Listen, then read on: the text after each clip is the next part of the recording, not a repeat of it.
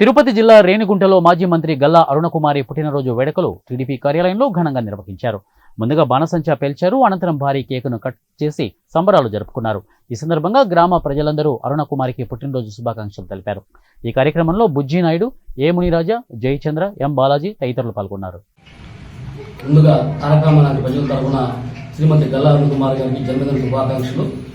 ఈరోజు ఎంతో తెలుగుదేశం పార్టీ కార్యకర్తలే కాకుండా రాష్ట్రం యావత్తు మీద ఈ గల్లా అరుణకుమారి పుట్టినరోజు అంటే ఒక వేడుక జరుపుకుంటున్నారు.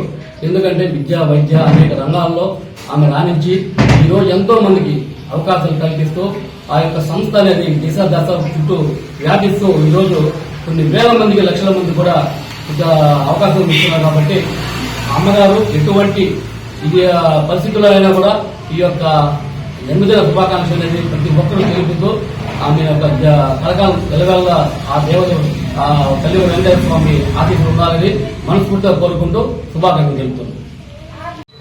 ముందుగా తారక రామానగర్ తరఫున గౌరవనీయులు, పూజ్యులు, మాజీ మంత్రివర్యులు గల్లా అరుణకుమార్ గారికి తారక రామానగర్ గ్రామ ప్రజల తరఫున పుట్టినరోజు శుభాకాంక్షలు తెలుపుకుంటూ, ఈరోజు చిత్తూరు జిల్లాలో ప్రత్యక్షంగా కొన్ని వేల మందికి, పరోక్షంగా లక్షల మందికి ఉపాధిని కల్పిస్తూ మా ఉనికిని చాటింపు చేస్తున్న గల్లా అరుణకుమారికి మరొకసారి జన్మదిన శుభాకాంక్షలు తెలుపుకుంటున్నాము. ఈ రోజు ఈ కరకంబాడి పంచాయతీ ఈ విధంగా అభివృద్ధి చెందిందంటే ఒక అమర్రాజా కంపెనీ వల్లే.